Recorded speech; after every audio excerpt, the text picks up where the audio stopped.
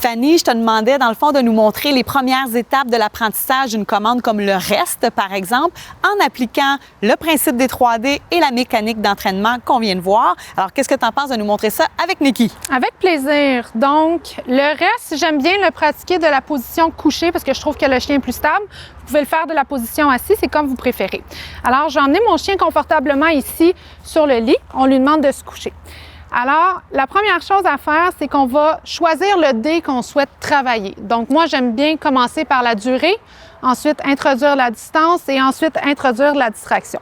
Donc, si vous voulez travailler la durée pour commencer, vous devez fixer votre position. Alors là, vous allez récompenser votre chien simplement à rester couché et rester près de lui. Il n'y a pas de distance à ce moment-là. C'est vraiment juste d'aller renforcer cette position-là, finalement. Alors là, elle est bien concentrée sur moi. Je lui demande rien, je dis rien, je fais juste récompenser le fait qu'elle reste couchée. Je vais chercher son attention. Magnifique. Donc là, je vais commencer à mettre de la durée. Ce que je vais faire, je vais mettre ma main comme ça et je vais compter dans ma tête jusqu'à 2. Yes! Je marque, je renforce 1 à 2 secondes plus tard. Alors, on répète, je veux qu'elle regarde ma main. Je compte jusqu'à 2. Yes! On marque, on renforce. Là, je vais augmenter un petit peu la durée, je vais y aller à 5 secondes. Là, c'est important, si votre chien se déconcentre comme ça, il faut aller attirer son attention parce que vous ne voulez pas dire yes au moment où il est déconcentré. On veut dire yes au moment où le chien regarde. On recommence. Yes! On récompense. Là, je ne sais pas si vous remarquez, je n'ai pas nommé la commande reste encore. Pourquoi? Je ne suis pas certaine que mon chien va rester. Donc, ça ne donne rien que je lui dis reste. Il n'a pas appris le comportement. Donc, une fois que vous sentez que votre chien est bien stable, il est solide, il devrait rester en place, vous pouvez introduire la commande reste, mais pas avant.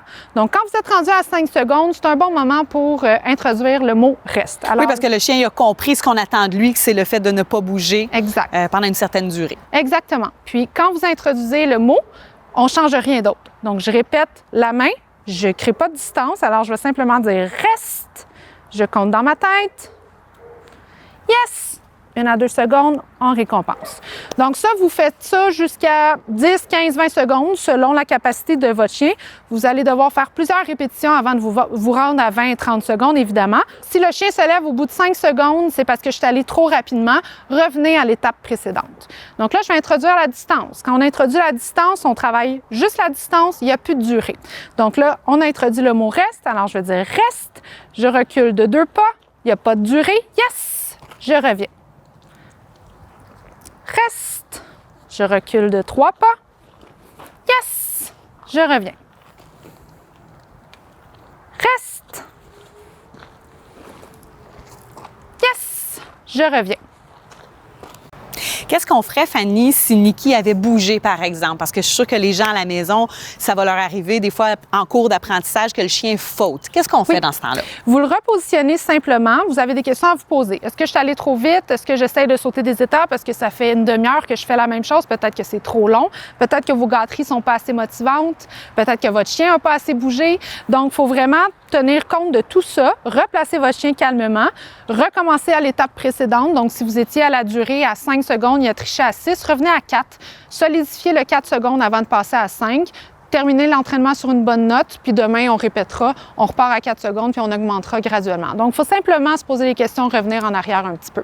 Donc là, on pourrait introduire la distraction si tu le veux bien. Ben oui. Alors, si on est rendu à l'étape de la distraction, on veut plus de distance, plus de durée. Donc, ce que je vais faire, je vais me tenir droit devant mon chien, je vais lui demander de rester. Et tu peux certainement, j'ai même un petit jouet qui couine. Et si tu veux passer... Je serai la distraction. Oui. Alors, je vais aller récupérer l'attention de mon chien qui se mange les pattes. Je vais lui demander un reste. Yes! Idéalement, j'attends que le chien revienne vers moi avec son regard pour dire yes, mais des fois, il faut aller le chercher un petit peu pour s'assurer qu'il ne triche pas. Donc, tu peux même passer devant elle, entre moi et elle. Reste! Yes! Et puis là, quand vos 3D sont maîtrisés individuellement, c'est là que vous en combinez 2. Donc, vous pouvez vous dire, reste, là, je pars, j'ai pratiqué à 30, 40, 50 pieds. On fait de la distraction, je fais de la durée, mon chien ne bouge pas. Yes, c'est là, vous pouvez vraiment jouer avec ces paramètres-là, mais il faut y aller graduellement, une étape à la fois, puis vous allez avoir un rappel béton. Bravo!